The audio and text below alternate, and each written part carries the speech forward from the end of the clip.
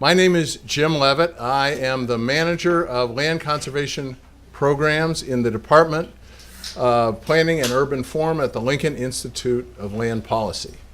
And I am very pleased to welcome all of you here today to hear my friend David Hartwell give us a very detailed and critically important overview of how Minnesota was able to pass a landmark constitutional amendment to fund conservation and parks about 8 years ago, in 2008. Before I go through a couple of slides to give you some context on the details of ballot measures and how important they are to funding land conservation, I just want to say a word about why ballot measures are important to democracy in general.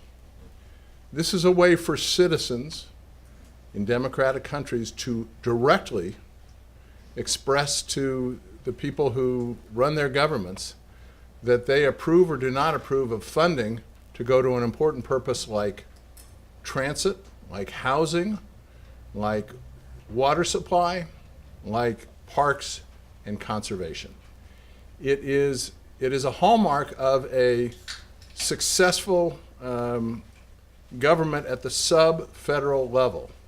That is, the initiatives that we're going to talk about today are at the local and state level. They're not at the federal level. We don't have ballot initiatives, as far as I know, at the federal level in the United States. But there is very substantial funding that comes out of this method of citizens expressing their will.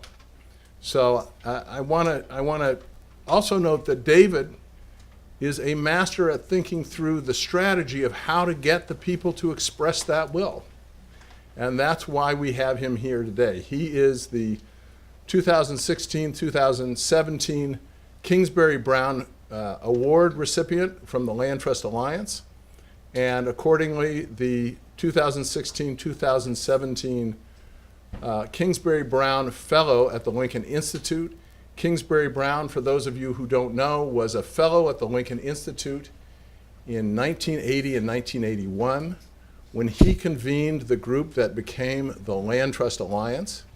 The Land Trust Alliance has become the umbrella group for 1,100 land trusts throughout the United States. And collectively, I understand from their recent census that they have protected, since their founding, their members have protected some 56 million acres of land. So this is really important stuff. It leaves an impact on the map. It leaves an impact on the land. And all of these things are an indication of how strongly the citizens of the various states in the United States feel about land. Finding solutions in the land is the purpose of the Lincoln Institute, or is one of the primary purposes of the Lincoln Institute. And this is a very good example of how the citizens of the states and localities in the United States help us to find solutions to the quality of life in land. Now I want to thank, as we get into this, Matt Zeiper, who's in the audience and will help answer questions later on, for helping me prepare some of these slides. Rand Wentworth from the Center for Public Leadership at the Harvard Kennedy School for helping to get interest going in this particular topic of land conservation, not only at the Lincoln Institute, but across the community in Massachusetts and certainly at Harvard. And Anthony Flint, Will Jason, and Isabella Gamble at the Lincoln Institute of Land Policy, who did all the hard work to make sure that we did everything that we needed to do to have a successful Lincoln lecture today, and I'm most appreciative. So this comes from Matt. And Matt asks, what's the big idea? Engaging voters to approve funding for conservation. And the question that we all have as we enter into these ballot initiatives, these questions that we put to the voters, is it really possible to get voters to raise their taxes to invest in parks and conservation? Now, those of you who have heard me lecture before can probably expect what's coming next. Self-taxation for conservation is an idea with very old antecedents. In fact, the first time that we know of in the English-speaking world that people taxed themselves to raise money to acquire an open space and then keep it open for almost 4 centuries is on the Boston Common, less than 5 miles from where we stand today, in 1634. So this idea that you can get people to tax themselves to protect land is not a new idea. It's an idea that's as old as local democracy in North America. And it is an idea which is very much alive today. I want to commend Jen Ryan, who's in the audience today, and the trustees of reservations for helping to spearhead a campaign last year that convinced the voters of Boston to tax themselves to raise money for conservation, for historic preservation, and for affordable housing in the city of Boston. The people of Boston in 2016, just like the households of Boston in 1634, voted to tax themselves to raise the money to protect open space through a 1% real estate tax surcharge. And that money works, I believe, for more than 75%, that is in communities across the state of Massachusetts, for more than 75% of the population of the Commonwealth of Massachusetts. So the answer is certainly it is possible to get people to tax themselves to raise money to buy open space. But how widespread is that idea? We have nearly 30 years of data from Landvo, which is a joint venture of the Trust for Public Land and the Land Trust Alliance, to give us the data on this. And this sets the context for David's remarkable achievement.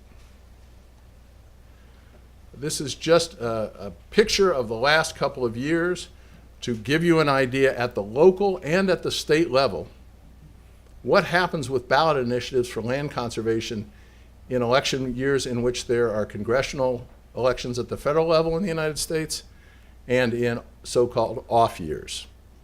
In 2012, as you can see from this chart, there were 70 measures on the ballot, 55 passed, about a 79% win rate, success rate, that funded $800 million of land conservation across the United States. And you can see in the off year of 2013, it was about 300,000 because we know from a lot of research that these measures are particularly visible and easy to get the voters excited about in on-year elections. But even in off-year elections, we had about a 76% success rate. In 2014, $13 billion. 2015, another $300 million. And just in this last election, given all the attention given to other issues of national importance, $9.6 billion of money was approved by voters in localities and states of the United States for parks and conservation. In our world, in conservation, $9.6 billion is a great deal of money. As you can see from this chart, the trend for of amounts of dollars voted for this purpose really hit a high water mark in 2008. And that's largely because of the campaign that David led in Minnesota. Cumulatively, in the period between 1988 and 2016, the ballot initiatives involved raised $176.1 billion, of which about $75 billion were specifically dedicated for parks and conservation. So David set a high water mark, and then in 2014 and 2016, depending on the way you count these monies, we exceeded even that achievement. If you only look at statewide ballot measures between 1988 and 2016, there were 82 measures in 24 states at an 82% success rate, $77 billion total funds approved, with about $40 billion for land conservation. And it's important to say that in addition to these ballot measures, the legislatures of a number of states, including Massachusetts, Maryland, North Carolina, New York, Vermont, Wisconsin, and Washington State also allocate budget funds on a regular basis to land conservation. So this is not the only source of revenue, but it's a very important source of revenue from the public sector for land conservation. Very interestingly, this is a way to raise money for conservation that is not particularly red or blue, but, and thank you, Matt, for this turn of words, but a green thing. Land conservation remains in the United States a bipartisan issue. In the last elections we had, in places where Mr. Trump got the majority of votes, 19 out of 27 ballot initiatives, or 70%, were successful. In those places supporting Hillary Clinton, it was 51 out of 60, or 85%. So we have a strong majority of people in red states and blue states who care deeply about the land and about conservation. This is a map, and if you go to landvote.org, you can get all kinds of detail about every single ballot initiative that we've had in the United States since 1988. The green dots and states are places where initiatives have passed. The red or brown states and dots are places where they did not pass. But in many cases, including the city of Boston, the strategy is, if at first you do not succeed, you got to try again. And sometimes on the second or third pass, it works very well. In fact, that's true in Minnesota, I believe, as well. Last couple of slides.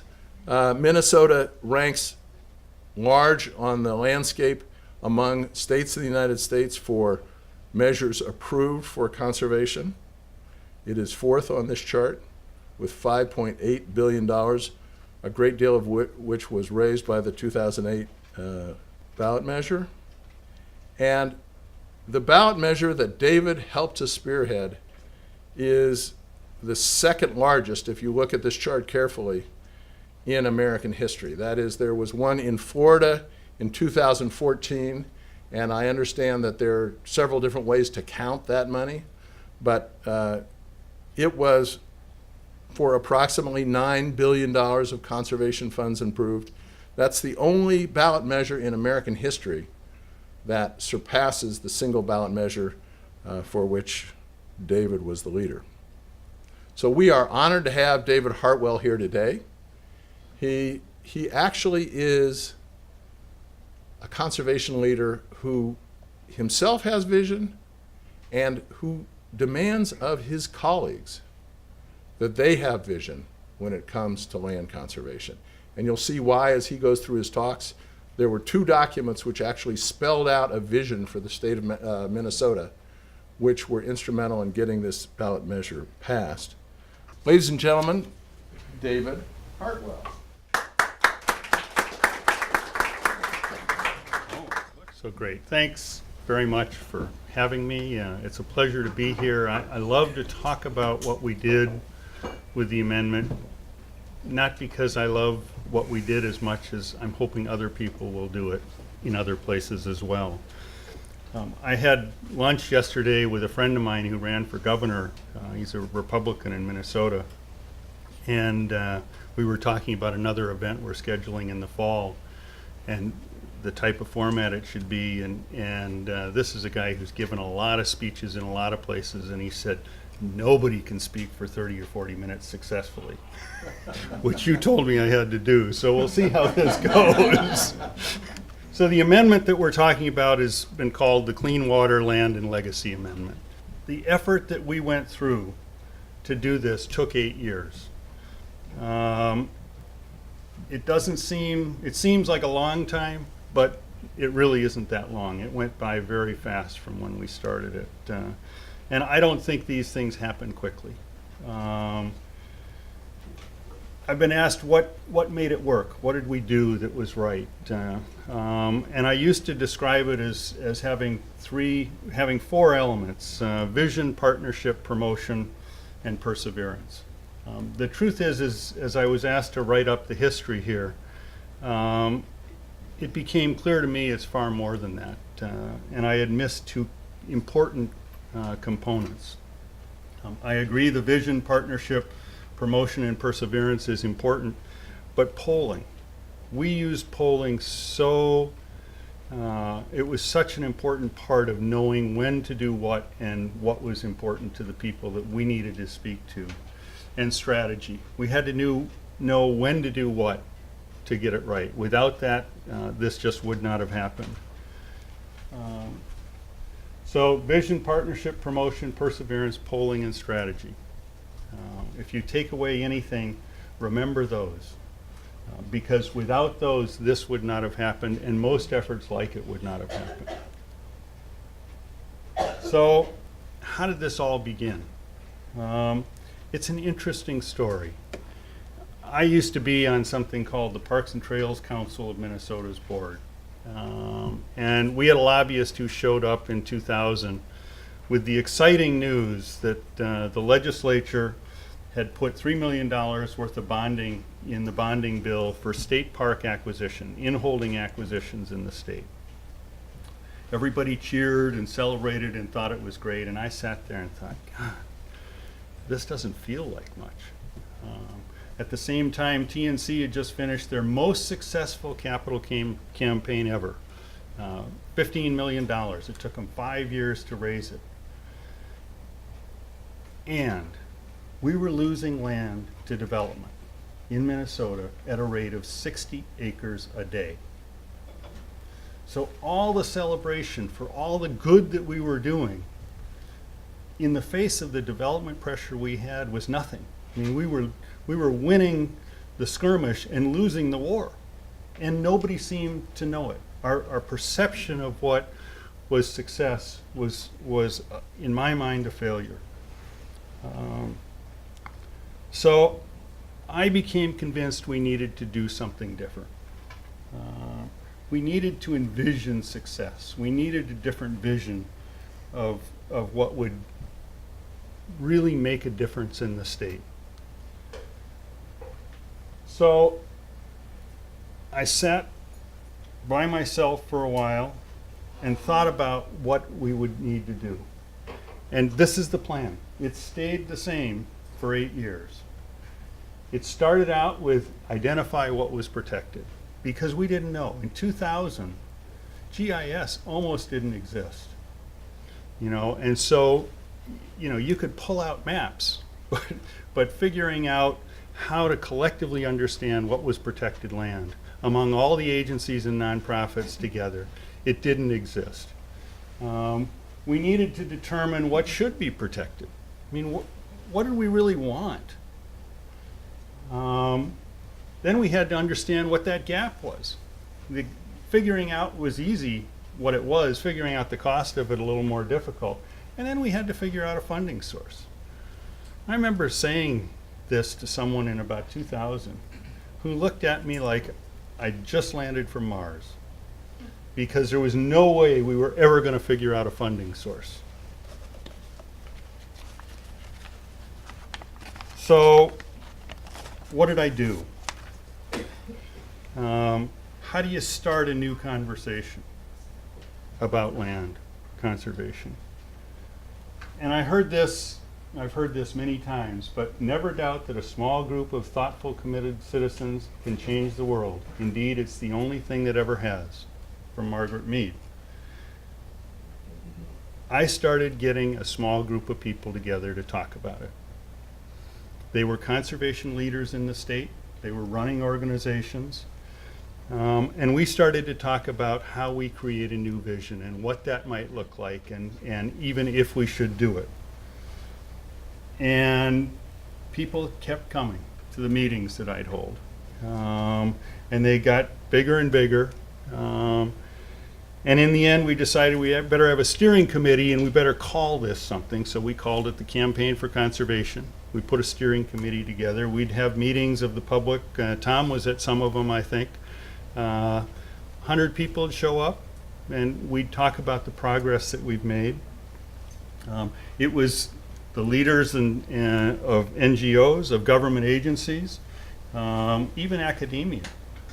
And just general citizens who really had a passion for this. One of our members It was all volunteer at this point. We were just getting together to talk. The gap analysis piece we needed, and one of our members got the DNR to take their GIS stuff and start working on the what already is protected with the data layers that were available at the time, which were really rough. I can't remember which database it was, but one of the agencies that owned a lot of land could only tell you if they owned something in 40 acres. Couldn't tell you how much, but they could put a blob on the map that said 40 acres. So it's interesting, and I've been asked a lot about this. Tom and I were talking about it just before. The groups that was the hardest to get there was the sporting community. The hunting and fishing community did not want to participate with all us liberal folks. So the coalition started to grow and have a little mind of itself, and I was running a manufacturing business. And we decided collectively we needed to give this more attention. We didn't know exactly where we were headed. We had a vision, but how we were going to get there we were still working on. One of our partners had a lobbyist. We went and poached him and hired him to run the coalition. He was an independent contractor, but he did a great job. But with that, all of a sudden we had to pay someone, had to come up with money. And we had to decide, do we have an organization or what are we? And I made the decision that we didn't want to set up an organization. There are enough organizations out there. Another one that you have to maintain and will undoubtedly then have to have legs and go on forever was not something we needed to do. So we ended up contracting with someone to be our fiscal agent. They were great. They charged me $500 a year for being our fiscal agent. When that person moved on to another job, his successor charged me 3%. I liked working with Ron a lot better. But I didn't want to spend a lot of time going out and hustling dollars to run this. So I did something I haven't heard of much in the conservation community. A friend offered to put together a lunch, and myself and 6 other people got together for lunch, and I made a pitch. I said, be the venture capital for conservation. Fund this effort. It's highly risky, but the payoff would be great if we're successful. And one other person, along with the 7 of us, put up $387,000 over 4 years to fund this effort. We took no other money. So we didn't spend our time raising money, we spent our time doing things. That money paid for growing the coalition, finishing defining the gap, publishing things, figuring out what kind of a funding source might fund the gap, understanding the threats that we're facing in the state that would allow us to go to the legislature and ask for something. So one of the things that became clear in this period is we really needed to understand what the public wanted and what they were interested in and might support.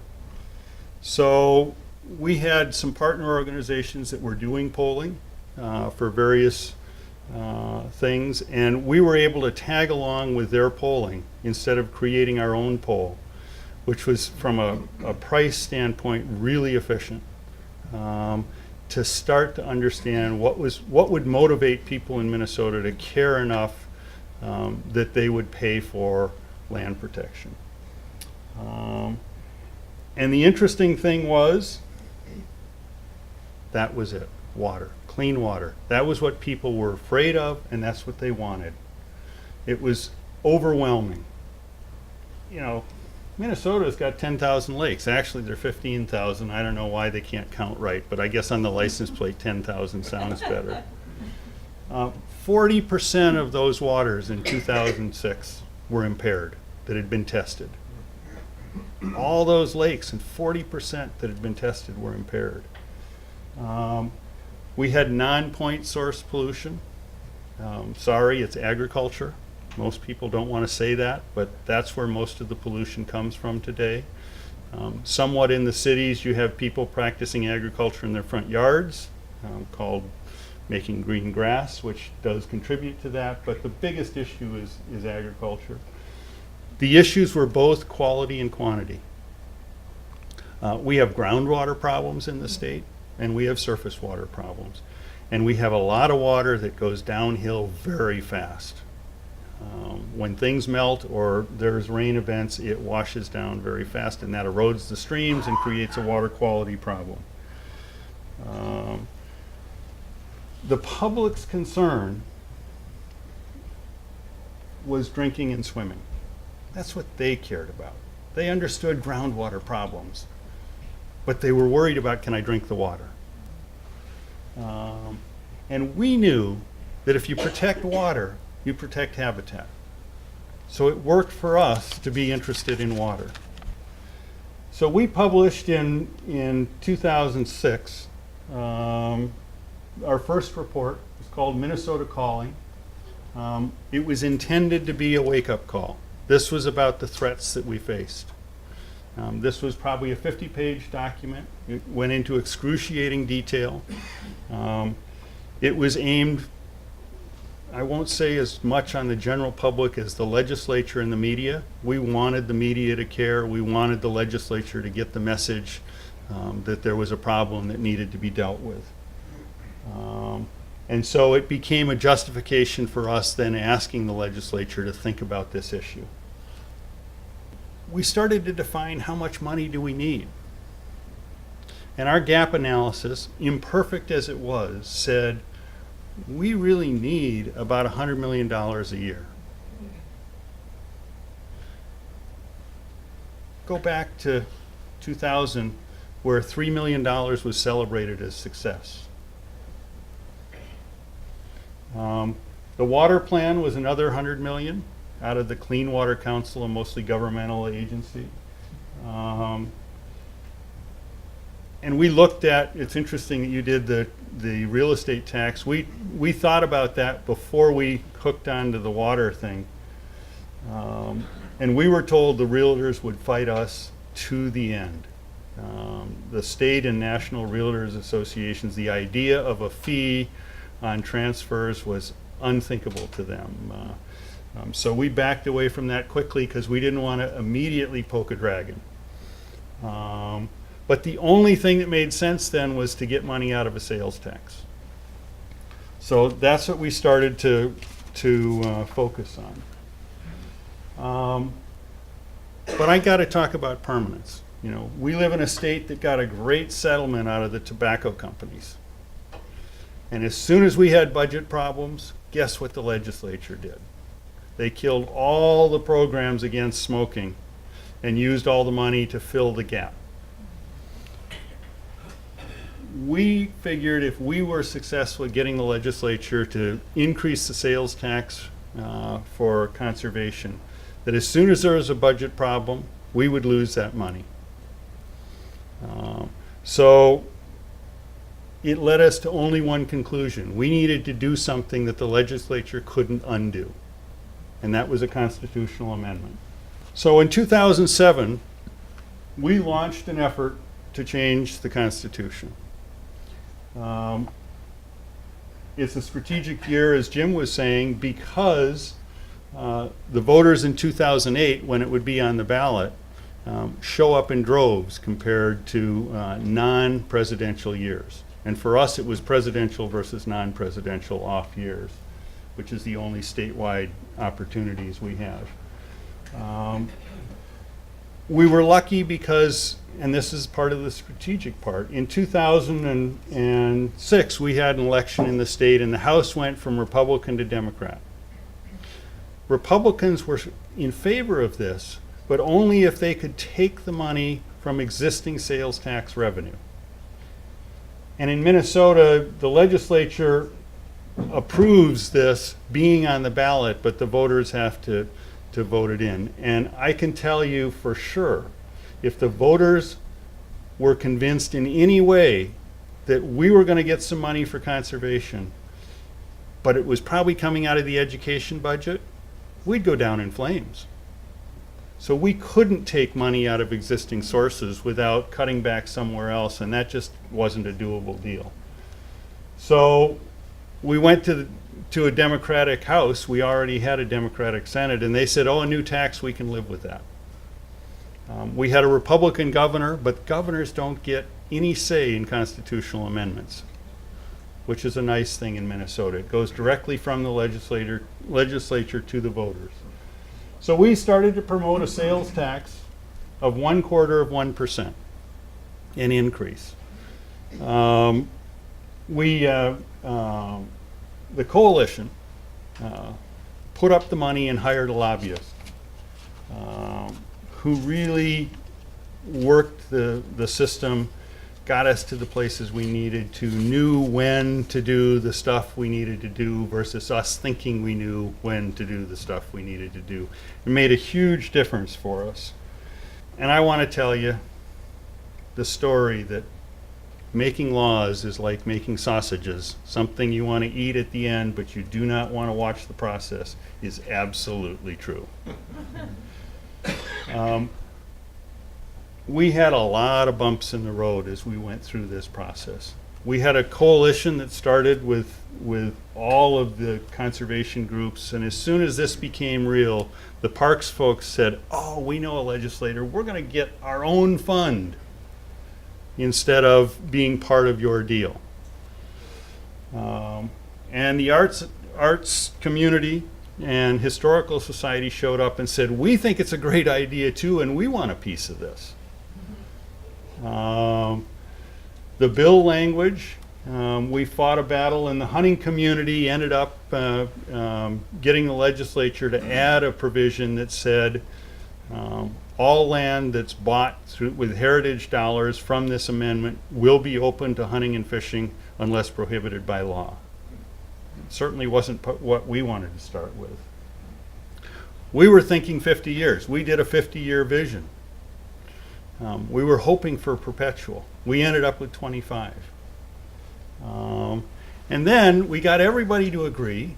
You know, there's a difference between the House and the Senate. It goes to a conference committee. They finally hammer it out on the last night of the legislative session. And the legislative session has to end at midnight on a specific day in Minnesota. And they didn't have time to take it back to the House and the Senate for ratification. We had an approved bill and no ratification. So it was an interesting process. I will say, in the end, what we ended up with was a bill that gave us 33% for habitat, 33% for water, 19.5% for arts and cultural heritage, and 14.5% for parks for 25 years by increasing the sales tax 0.3%. But we had 4 big issues as we were facing this in June of 2007. The first was a desire for a mechanism for citizen involvement in the decisions. The hunting and fishing community, and I will just say right here, I was completely and totally wrong in my perception of what this issue should have been, because I felt if we got the money, let the legislature battle it out, and it'll be this priority instead of that priority, but the money would be in the system and it'd be okay. And the sporting community said, we got to know that the citizens have a voice at the table and that it's going to be spent in the right way. And there's some history in Minnesota for why that hasn't happened. But they were insistent. They won't support anything unless it has that mechanism. We ended up working with them and saying we will support a bill, not part of the constitutional amendment, a bill that sets up a citizen legislative commission that makes those recommendations to the legislature. And they were right and I was dead wrong, because the other 3 funds are direct legislative appropriation every year, and that money is pretty political. It could be worse, but it's pretty political. That was the first issue. The second issue was, should we set up our own campaign to run this, or should we use this really cool vehicle that TPL has set up called the Conservation Campaign, which will do all the back office stuff that you have to do to run a campaign. But they're based here in Boston. And they're great, but we knew, or no, we didn't know. We were fearful that we would face people saying, this is an out-of-state effort trying to raise your taxes, because the mailing permit was going to be Boston, not Minneapolis. And the campaign finance reports would come from Boston, not Minneapolis. So we had to debate this, and in the end, we chose to set up our own 501c4. TPL, while disappointed, was a great partner throughout. It did not hurt the relationship. There were two other issues. Add-on groups, the parks and arts, and when do we start the campaign? We didn't have a final bill yet. So the arts group. So I did things as part of a coalition. The coalition is really important, but I needed to go out on my own. I went and met with the arts people. We shook hands and said we're going to work together. The Organized Before Certainty, we had members of our coalition that said, in January we ought to start organizing. And I said, that's nuts. We can't wait until January. We have 18 months versus 10 months. So I actually, working with the Conservation Campaign, paid for someone to organize the campaign. So in January we could jump in. And I made them include the arts folks. So the arts people started to be part of the process right off the bat. So just to go through the rules, Minnesota's constitutional amendments have to be approved by the House and the Senate, and then the voters, and more than 50% of the people that show up at the poll have to vote in favor. So if you showed up and voted for Barack Obama and didn't vote for the ballot initiative, your vote was considered a vote against. So we had to have 50% of the people that voted in the election.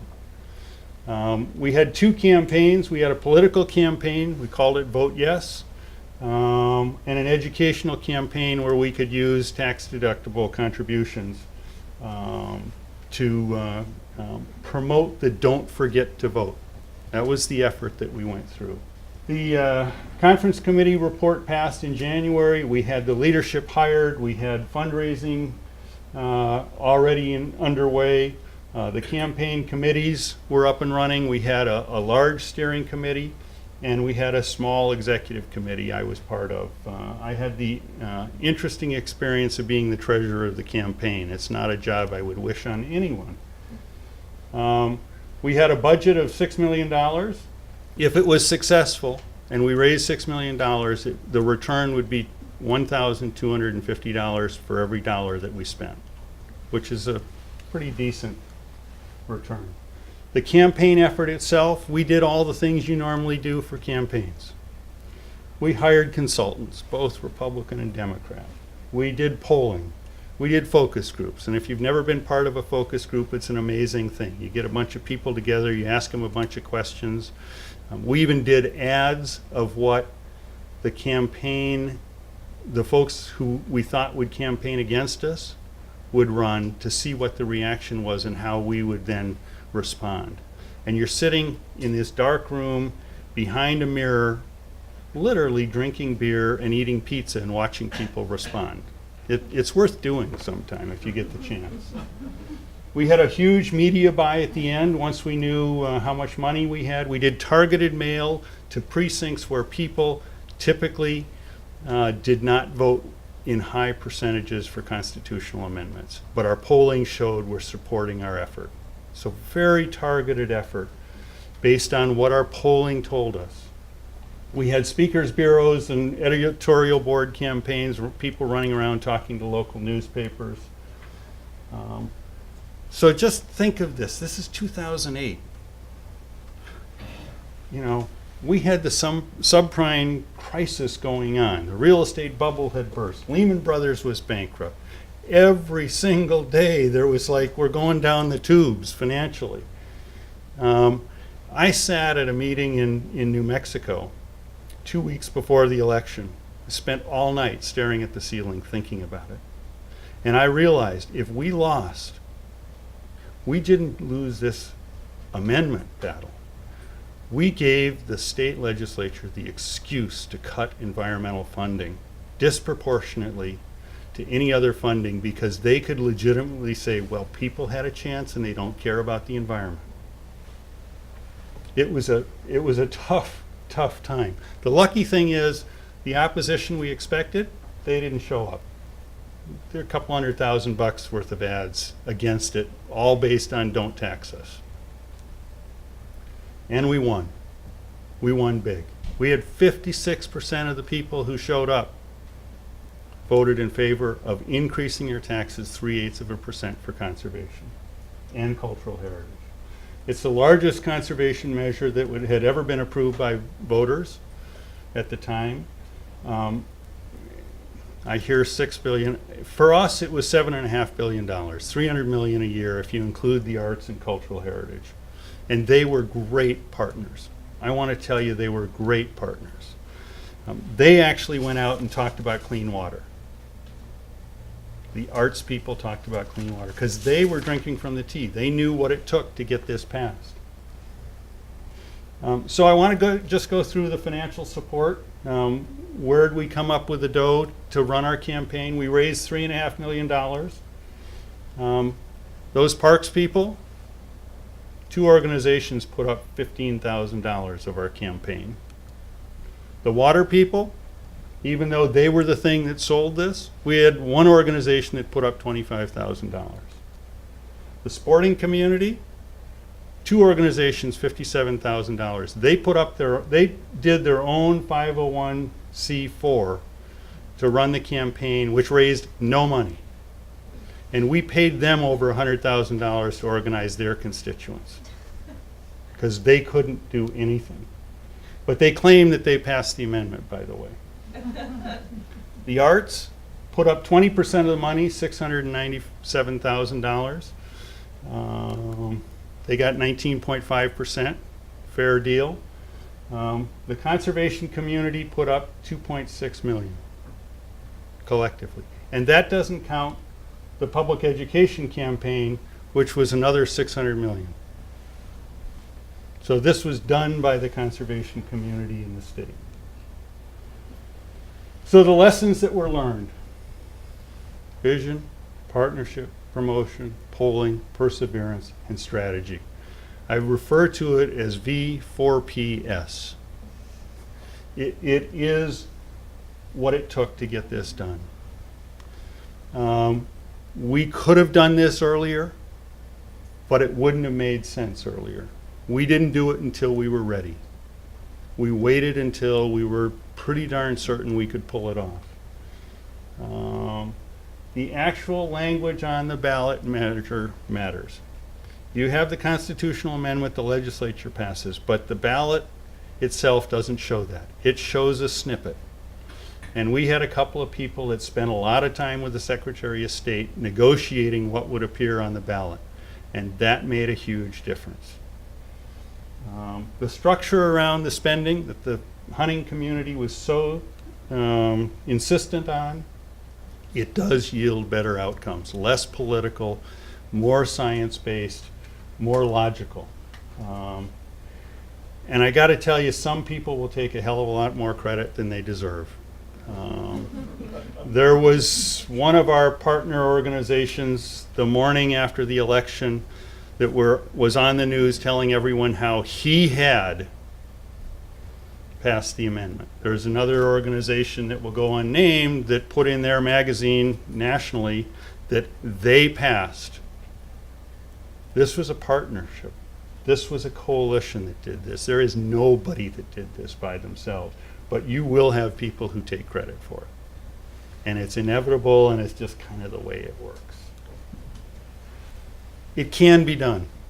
Over and over, 80% of statewide ballot measures have passed since the mid-'80s. 80%. People will pay to protect the things they love. But you got to be well prepared and well organized. So I got to mention the why. So I love the outdoors. It's where I go when I'm not feeling good. It's what gives me a solid place in my life. But it is for everybody a quality of life issue. And if we care about people, we have to care about their quality of life, and we have to be able to say we need to provide open space, whatever that open space is. It's green space, it's open space, it's gardens, it's call it what you want. You've got to have that. And there's a lot of research that's been done, but communities will be more livable if you have that. Boston Common's an example. Central Park. Imagine New York without Central Park. It's a depressing place to live anyhow. Imagine if you didn't have Central Park there to allow people to settle. Economic trends make access harder. When I was growing up in the 60s, we didn't have great transportation systems, and we didn't have land in the reaches of Minnesota, as Rand knows, that was very expensive.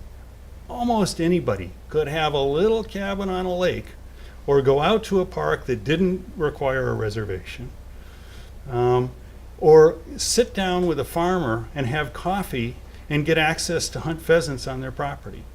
It didn't take money to enjoy the outdoors. It's a different world today.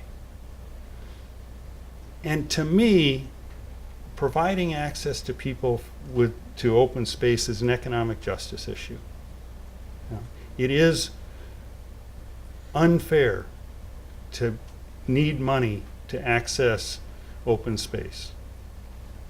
And part of what motivated me and still motivates me is a belief that we have to do that, both for wildlife and for us. And if we care about what people are going to do in the future to this planet of ours, if we care about climate change, if we care about water quality, people have to have an emotional connection. And you don't have an emotional connection if you haven't put your hands in the dirt, if you haven't scraped your knee on a tree climbing it, if you haven't done whatever it is that gives you, being everybody, some connection that makes them feel good about open space. How can we ask them to care about those decisions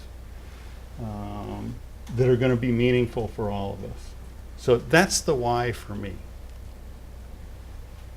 A lot of people had so much to do with this, and I'm sure they're not all up there, but there are a lot of the ones that had a huge impact on this effort.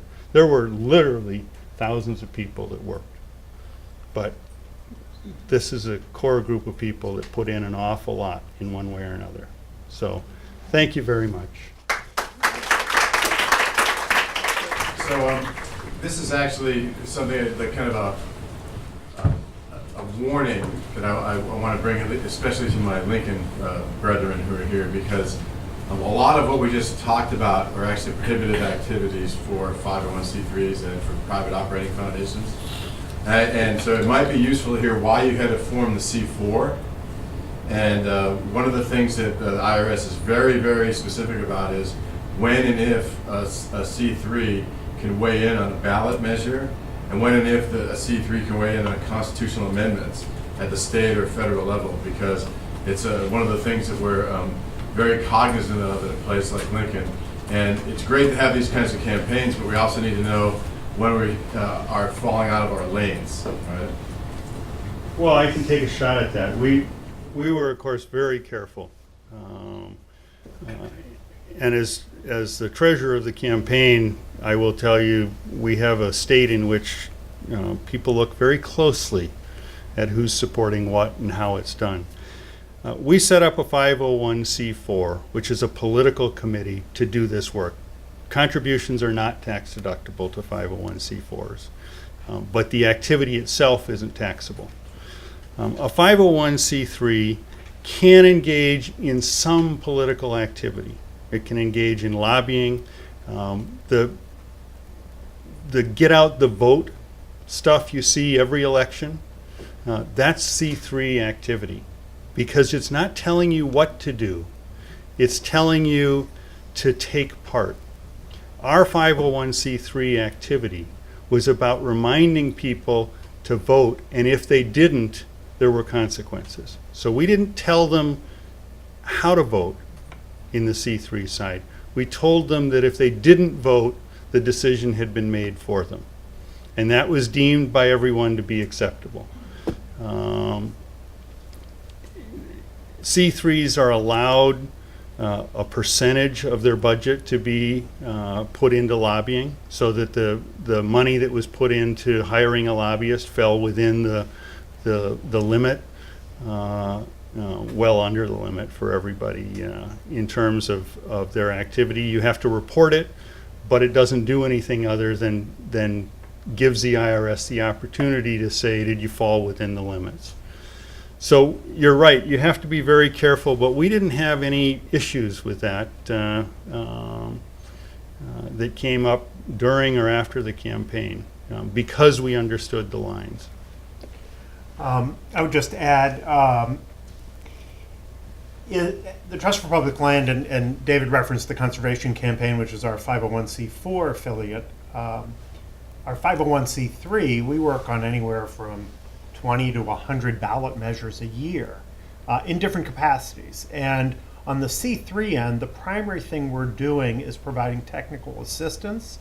So public officials are providing us with a technical assistance request. So some government officials saying, please give us your expert insight based on your experience on how we might create funding. So I'm sure a lot of the early work in Minnesota and in many of the places may have been done under technical assistance request, where we're providing that unbiased sort of nonpartisan information to inform public officials about their options. The polling is often done under technical assistance request. Same thing. We have a committee chair, a mayor, a county commissioner who's asking us, how would we design a measure? And we're laying it out for them. Up until the point where the ballot language is referred to the ballot, almost all of that can be done as 501c3 non-lobbying activities. The thing that raises the red flag is any type of candidate campaigning. That's like, you can't do. And everybody, I think, knows that who works for nonprofits, or they should. In the back, and then Emily. Hi, I was interested in your whys on the last slide, and it seems to me that was some time ago that measure passed, but now, you know, we've got a lot of interest in quantifying ecosystem services and sort of the economic benefits of conservation and open space and maintaining habitat, and I wonder if you're thinking about sort of going back with those arguments in mind and how you would make those arguments. We used every argument we could think of, including those. My whys are an emotional why. It's not a logical why. It's why I feel passionately about it versus the facts that support it. And you need both. Just as you can't want to protect land if you haven't been there. You know, you can have all the facts in the world about climate change, and the problem we've had with the climate change discussion is, how real is it to me? So I would say you're absolutely right. We get better and better and better, and we ought to continue to have more information that allows us to have facts behind our emotions, but our emotions are important too. We have a team of economists who do these return on investment ecosystem service studies. We did one in Massachusetts. Jen Ryan worked with us on the dissemination of that. We find that the economic arguments work with, I'll say, skeptical public officials who need to be proven that this is something worth doing. I don't think the voters care. The voters are buying, not just in Minnesota, but everywhere, clean water, family farms, community character, things like that can't be quantified. But to get it on the ballot, you often need to make that economic argument. I would just say one of the things, and TPL's been great at helping with this, but the question of protecting land versus developing land in a community, and the tax base that's created by developing that land versus the draw on services. You never want to develop land if you want to keep taxes low. And that argument doesn't work. It may be right, but it doesn't work. And so you have to go beyond just the facts to get people to do the right thing. Yeah, so thank you so much. That was a really interesting presentation. I spent several years working as part of a coalition that advocated for Maryland's program Open Space, which I'm sure you're familiar with. It's a real estate transfer tax. And every year we had to fight to get the money actually appropriated, even though it was a dedicated fund through a real estate transfer tax for the money to actually go to conservation. It was always poached for various other things. It didn't matter if the legislature or the governor was Democrat or Republican, it happened all the time. And so I was really interested in what you said about you really thought about how you could try and do this in a way that would limit that kind of robbing Peter to pay Paul kind of moving money around.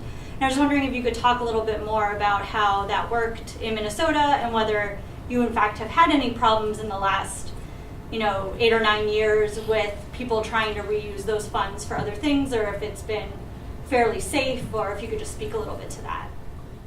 So there are always people that have a great idea of where to come up with new money. It has not gotten very far in Minnesota because of the amendment protection. There's, in the clean water side, we've had what I'd call some slippage. Is this really what the amendment meant? But it's still a water project.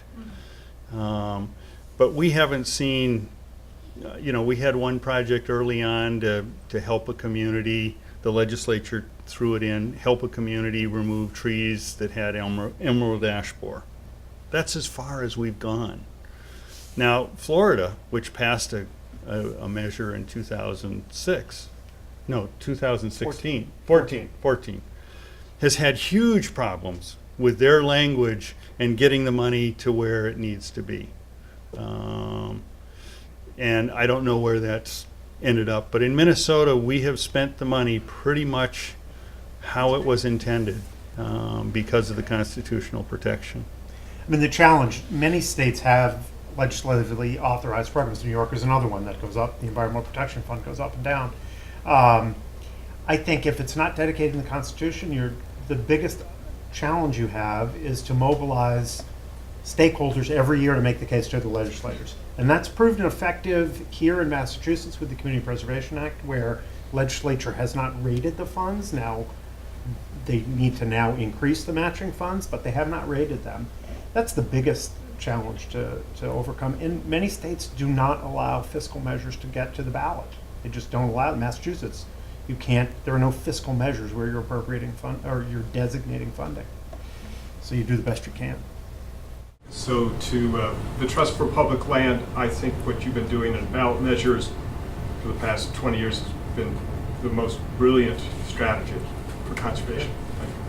And David, what a model of humility and servant leadership that behind the scenes you were moving this over 8 years. My question is about what we do going forward and the trend lines of, kids today half as much time outdoors as our generation, the trend lines of people spending 9 hours a day on a screen. So when we do polls today, it usually shows there's conservation interest. But I'm wondering, if we look forward 20 years, are we losing voters who you just say water or land, and they're going to love that idea? And to what extent does our campaign need to actually move values and attitudes with a communications campaign that actually influences the poll? We don't just take the poll as, okay, this is the given. We actually start 5 years in advance to reawaken in people their latent love of nature. So, questions for both. Well, I mean, yes, we have a problem, just because so many people are more disconnected from land than they were. Clean water isn't an issue that you have a problem with, no matter how close you are to the land. It's still going to resonate. There's a lot of movement and research on getting kids back outside. TPL's involved in green schoolyards. I mean, just change the schoolyards from asphalt and basketball hoops into places where people can play and get dirty. There's a lot of research that says it's good for mental health and physical health. So it's a struggle. In Minnesota, we've seen desire for camping go down. So what have the state parks done? They put up cabins, camper cabins, because people are more comfortable with that. And there aren't, you can't get in them. So, it's changing, but it's still an important value to people. But we have to not ignore it, I guess, would be my answer. At the Trust for Public Land, we've, and you probably know this, but we've made a concerted effort to try and develop something we're calling the 10-minute walk campaign, to get every American with a 10-minute walk of the park. As people want to live in cities more, providing more access to parks that's their Yosemite, that's their Boston Common. It's right, it's right there for them. Surprisingly, when we look at the election results of what makes a Minnesota amendment win or a Florida amendment win, it's the urban voters are usually the ones that are driving things. Both communities of color often vote much stronger than white voters, and urban voters vote much more strongly. I think the urban ag movement is providing, and I think the water issue it's just this visceral thing. So I think you're right though, Rand. I mean, there's a need to provide this education far in advance than to just hope you win on election day, because if fewer people are out there in nature, then they're gonna stop caring. Other thing we're trying to do is to, get legislators out on the land more, take them out to see the projects that they approved. So there's some strategies. I want to thank you all very much for coming. I want to remind you that the working paper that David wrote on this subject is available at www.lincolninst.edu under the Publications tab, Working Papers, and that there is a great deal more on this topic and related topics on the Lincoln Institute website and also on the website of the International Land Conservation Network, which is landconservationnetwork.org, which is a project of the Lincoln Institute. So thank you for your attention, and let's thank these speakers one more time for giving us a really good